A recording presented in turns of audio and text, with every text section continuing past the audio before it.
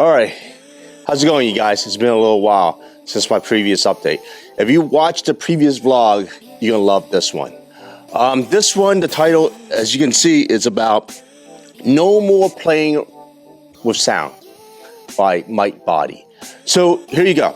So I've been posting some stuff out there on Facebook, and I'm not trying to stir up any controversy, but this is, again, in full disclosure, this is my experience, Larry Lee, not anybody else. I'm not speaking for anyone. This is purely my experience. And just to note, today is May the 19th. Now, if you watched the previous vlog, there's been a lot said about when my process started and so forth and yada, yada, yada. Long story short, it started back in late January. This particular vehicle's ECU was sent to Mikey Botti towards the end of January, and he's graciously helped me flashed it, unlocked it, whatever you need to do. The date on this guy is September 2019, but it still needed unlocking. So that was one fee. And then along the way, ultimately, of course, if you're going to get EcuTech, he's a tuner and very well known in the market space as being one of the best tuners out there. A master tuner. I'm gonna keep using that because that's how EcuTech classified their tuners. He's a master tuner, especially on an A90 vehicle.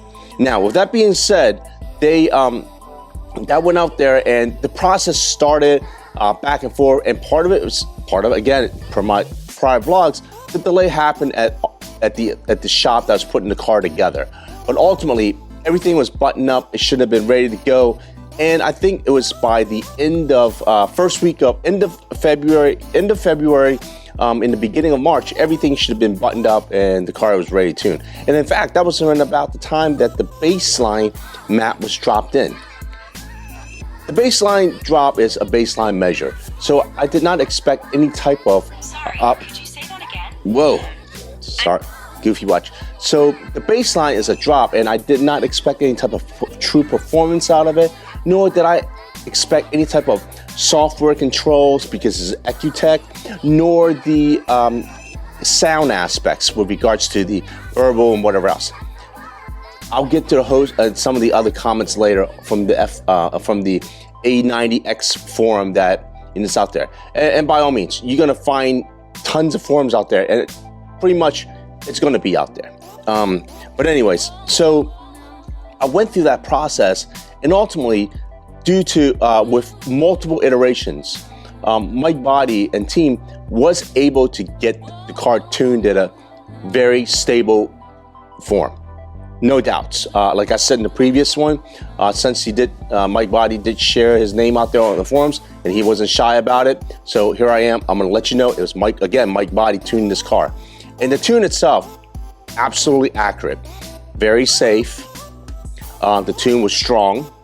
To quote him, it was about without putting on a dyno, from a butt test, from what he projected out back to me, it's about 675 to the wheel. That equates to close to, if not 800 to the crank. So that's a very strong number. And again, for all those out there that's wondering, pure 850 turbo. Downpipe and all that, kind of a feel E85, but no tranny. So this is pretty much my peak, unless I want to do a transmission. So with that, the last part of the one is pretty subjective, and in some ways it's very trivial, because not everyone cares for the sound, and I get that, and I can appreciate that. But for me, coming from other Halo cars like the NSX and the GTR, which you can get the sound really passionate and get that enthusiast type of feeling through sound, after the tune, it was just somewhat absent. And this is where, in some ways, the challenges started. We went back through 2 to 3 iterations in total. 2 to 3. In reality, 3.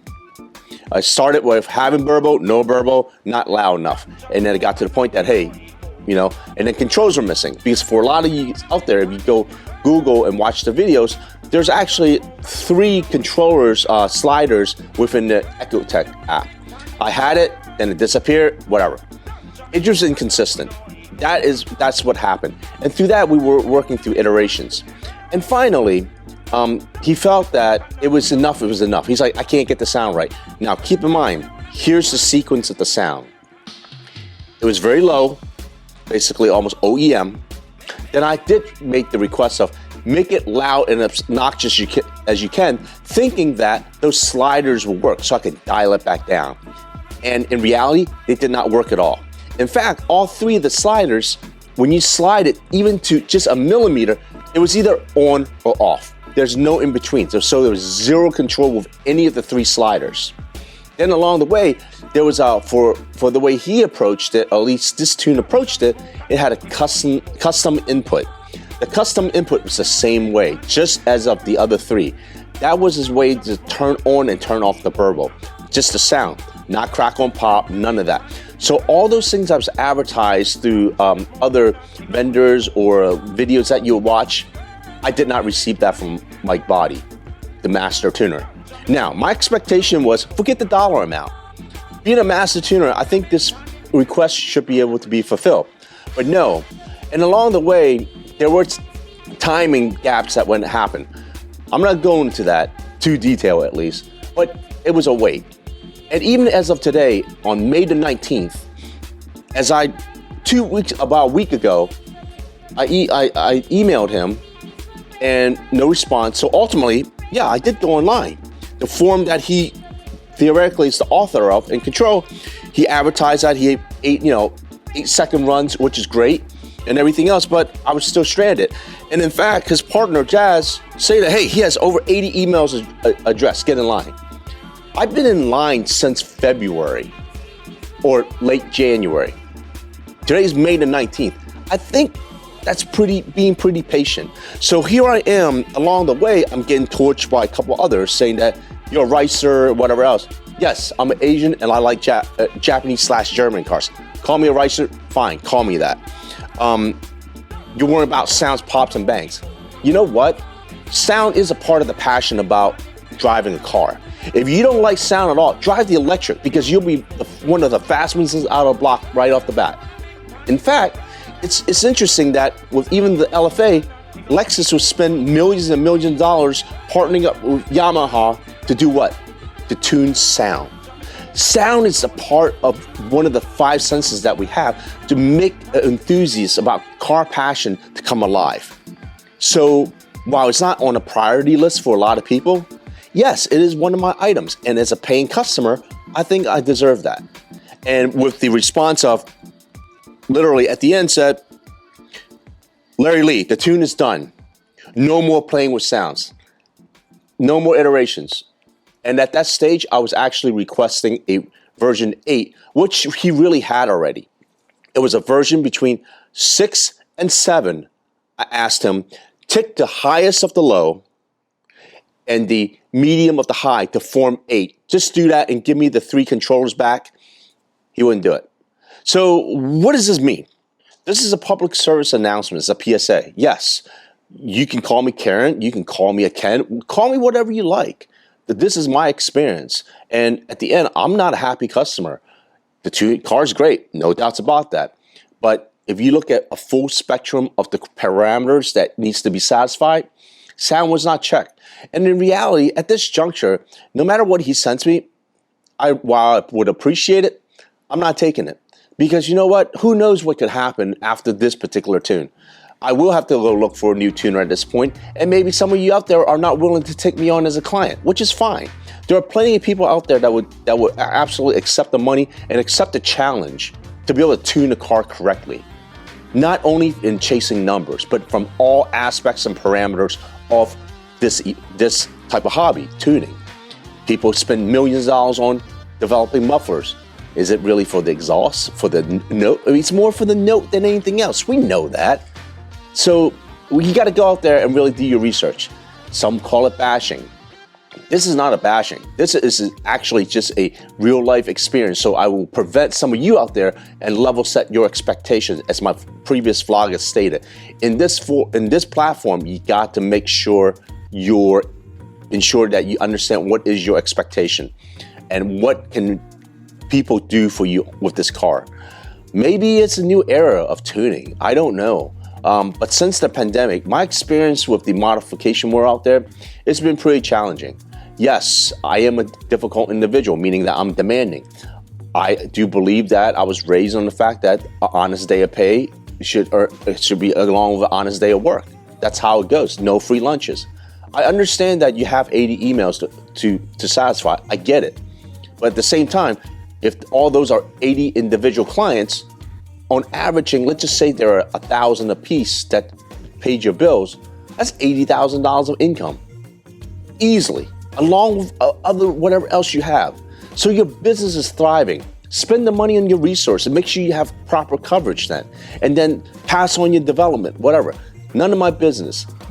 With all that being said, though, he is a very good guy. I felt like I really got in touch with him through the couple emails that we did chat. In fact, he was slated up for a conversation with me to do an interview. I was going to ask him this type of challenging questions as an individual business owner. But no, at the very end, it's not going to happen. Our relationship is absolutely tarnished, and I'm sure he never wants to hear it from me again, and and so forth. And in fact, if you want to hear his voice, good luck, because if you're not located in Florida or at a track, you will never hear his voice. You can call him as often as you like, you will never get a voice through whatever excuses there are. It is what it is. Everyone has life events at the end of the day. But here I am. I paid my money up front, first moment, expected a product, certain expectation, and at the end, they were not met. And on the same note, again, it feels like I'm begging for something that I paid for. So if you out there are willing to accept that, especially from this tuner, Mikey Botti, then so be it. But for me, as I share my experience to you all out there, Mikey Botti, come on, man. Help do the community, do something. Get more resources. Spread your talent.